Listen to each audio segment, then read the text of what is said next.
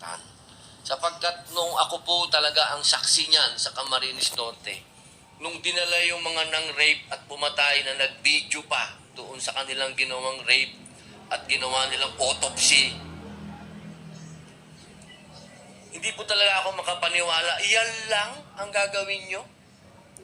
Diyan sa mga batang yan, ganyan lang i-interviewin nyo?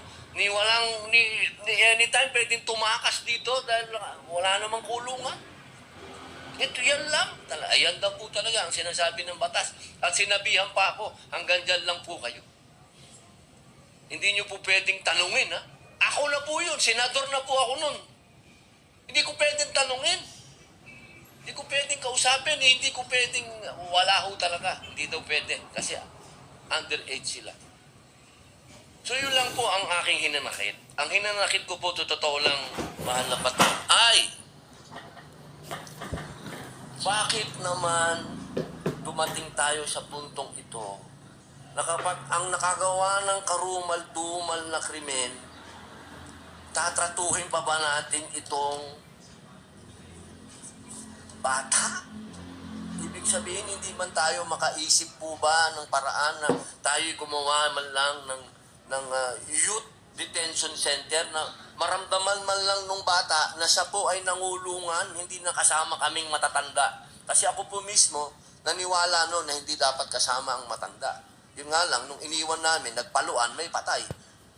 Ang sinasabi ko lang po, hindi pa rin mainam na itong mga batang to kasama pa rin ng mga matatandang bilanggo. Sana ang pag-usapan na natin ngayon, meron na tayong youth detention center na nandun po nakapaloob na yung sinasabi po nung na yung umiiral na batas na naandun doon yung loob, yung rehabilitation. Dahil kung tatanungin din niyo po ako, nung ako po'y nangulungan, ako din po ang nagdala ng unang-unang therapeutic center sa loob ng Bilibid.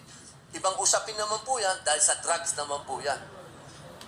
Nabigyan pa po tayo ng award ng DDP dyan dahil tayo pong gawa ng rehabilitation dyan sa loob at inabot po yan ni General Binarao. Ang ibig ko lang pong sabihin, naniniwala tayo sa rehabilitation.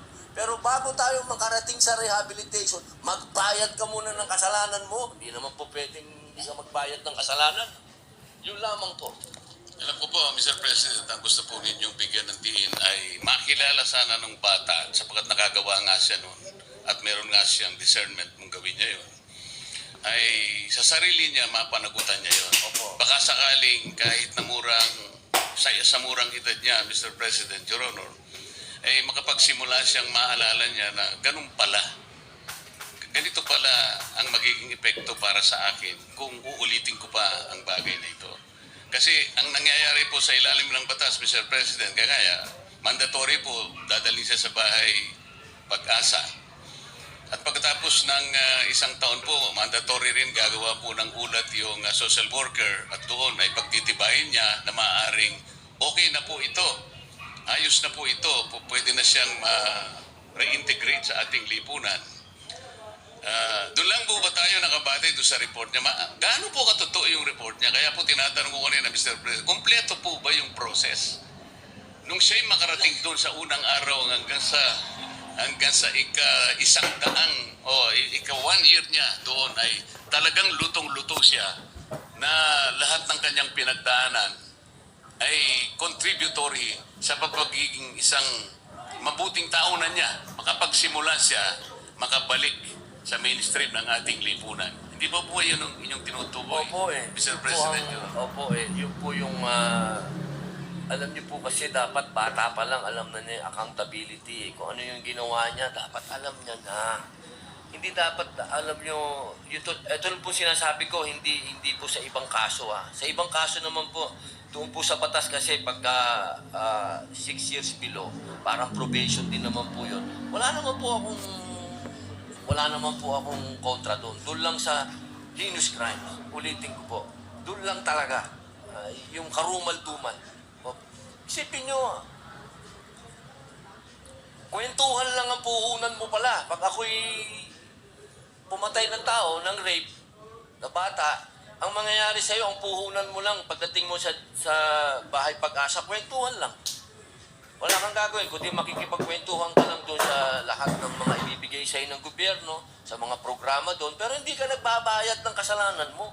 Eh, importante po sa lahat, yung magbayad ka ng kasalanan mo. Sa murang edad, maintindihan mo na kailangan mong magbayad ng kasalanan pag may utang ka. Yun lang naman ang kailangan na hindi mo pwedeng latpasan yun. Kailangan magbayad ka. Ginawa mo yan eh. Pwede po bang malaman, Mr. President, nung kayo po ay unang nakalabag o nakagawa ng labag sa batas, anong taon po ba kayo? 10 taon po. Napakaswerte po ng intervention na ginawa ng ating bansa sa inyo sapagkat sa kabila ng maaga po ninyong pagkakalabag ng ating mga batas, ngayon po ay kausap po na kayo bilang isang senador ng ating bansa. Opo. Hindi ba tama na kagaya po ng inyong inaasam, lahat po ng ganun siguro kamurang edad ng mga kababayan natin o mas murang edad pa sa inyo ay kung tinapatan ng mga intervention ng mga reform at rehabilitation para sa isang bata, eh di sana lahat ng batang yun ay baka sakaling susunod sa yapak ninyo. Ginoong Senador, tama po ba yun? Opo, tama din po. Tsaka, ma-share ko lang po, siguro po, kung meron na po talagang sa panahon namin, kasi ang nangyayari po kasi noon. Ano po ba yung panahon ninyo? No? Talaga pong maloko po tayo, patron eh. Talagang, Panahon na rin po ni Senador Tulfo yung panahon ninyo. ay, magkaedad lang naman po. Po. Pero talaga pong, meron naman po akong biography eh. Pag nabasa po nila yun, makikita po nila talagang na-involve po tayo sa murang edad. Kaya lang po, nakikita ko po yung sarili ko kasi dito. Kung nung murang edad, ako po yung nadisiplina na, baka hindi na po ako nakulong. Ang nangyari lang po kasi, dahil nung araw, dahil ako po yung anak ng gobernador, siyempre po, pag nakagawa ka ng kasalanan, para ka na rin may batas na, anak ni gobernador yan, huwag niyo nang pakialaman. Ganun po ang nangyayari. Kaya, habang ikaw ay nakalulusot, hanggang sa naging bata ka ng presidente nung araw, si Robin Padilla, bata yan ni Fidel Ramos, huwag niyong galawin. Hanggang naayang ka pa ulit, dire-diretso ka pa, hanggang isang araw, tinamaan ka talaga ng ayan na, sintensya mo. Babayaran mo na yung kasalanan mo. Doon lamang po ako nagkaroon ng pagkakaintindi. Kasi galing ka sa pinakamataas, ikaw ang superstar, tapos ginawa kang lowest mammal, bilanggo ka, kung tawagin ka ng gwardiya, psst, psst ka rito. Marirealize mo, boss. Marirealize mo, patron, na teka, kailangan kong magbago. Kasi pag hindi ako nagbago, ayaw kong tumagal dito sa kulungan. Yun lang naman po kasi yung tamang paraan ng rehabilitasyon. Kasi kung babalikan ko po nung araw na nakalulusot ako, boss, maniwala po kayo sa akin, hanggang nakalulusot yan, patindi ng patindi. So, Mr. President, para